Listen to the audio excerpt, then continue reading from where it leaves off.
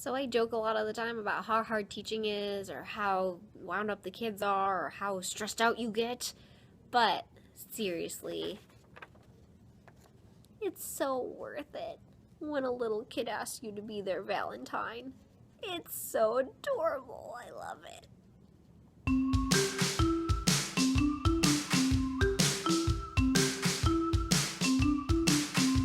Today we're going to be talking about a kid who has lots of energy. Now, I hesitate to use the word hyperactive because that kind of has the connotations of they're definitely ADHD or ADD. I'm not even just talking about that. I'm just talking about the fact that kids have lots of energy and some of them are just like bouncing all over the place, and it's like, what do you do? Because you can get them up and around as best you can, but at a certain point there is a part of the day where you have to sit in your seats and focus on something. So today we're talking about what to do with an energetic child.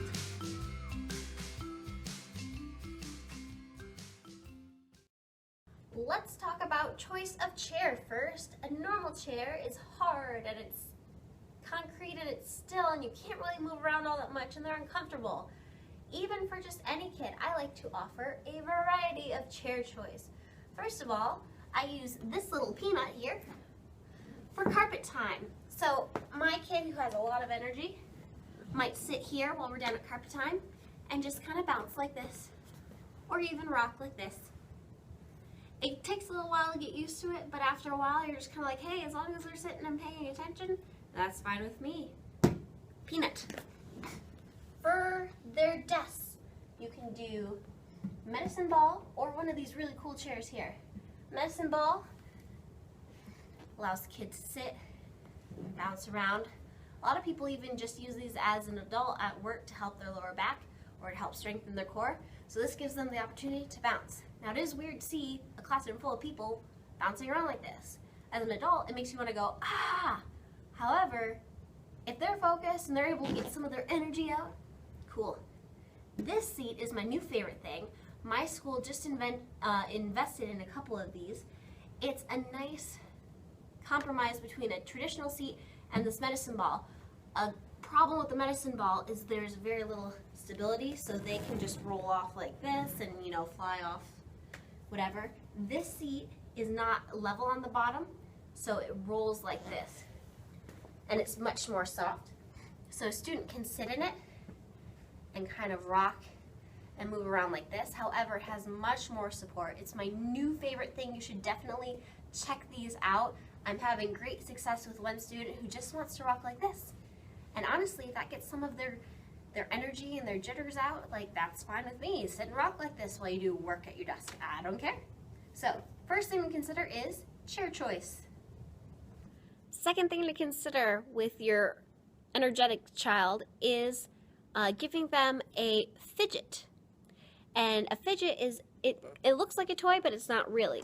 It's meant for you to be able to have something to use your sensory skills as you're sitting and listening to someone. So sometimes kids have a tough time being focused on one thing, so it helps to have something in their hands to play with. So my wonderful assistant has this box of fidgets. So if I have a kid who I know has a tough time sitting still for a while and I know that I have to sit and explain something, I don't like to do that, but sometimes you just kind of have to.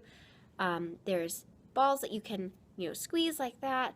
We've got, this little guy right here, and it's very soothing and very fun to touch, and so you just kind of sit there and you want to touch it, things like this. So these are fidgets that students can have in their hands, and they can kind of sit, and they can even look at them. That's fine if they sit and play with it, as long as they are still paying attention to the speaker, which is usually me or another teacher. That's fine with me. It gives them something to occupy their hands with, so they're not touching their neighbors or, ripping up your carpet or doing whatever kids are able to do when you're not keeping a close eye on them. The third, and what I would probably consider the most foundational thing to consider when you have children with energy, or just any children period, is to plan your lessons in a way that allows them to move around. Do centers, do small groups, do activities that get them up and walking around the room. plan things intentionally so that especially if you have young children the way I do, I have first grade, so that they are not sitting at their seats for hours and hours and hours. As an adult, we would hate that.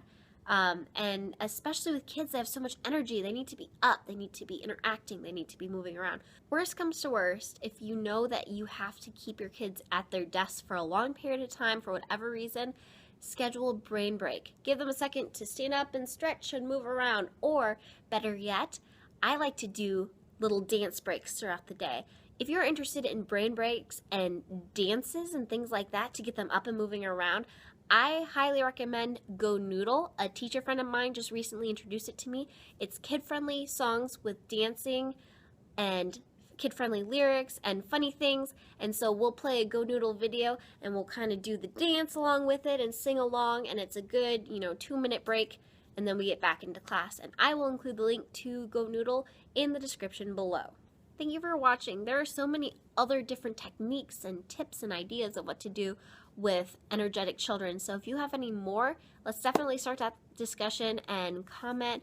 Or if you have any further questions about anything that I mentioned today, definitely let me know. I'll try to get back to you as soon as possible. Have a fabulous week.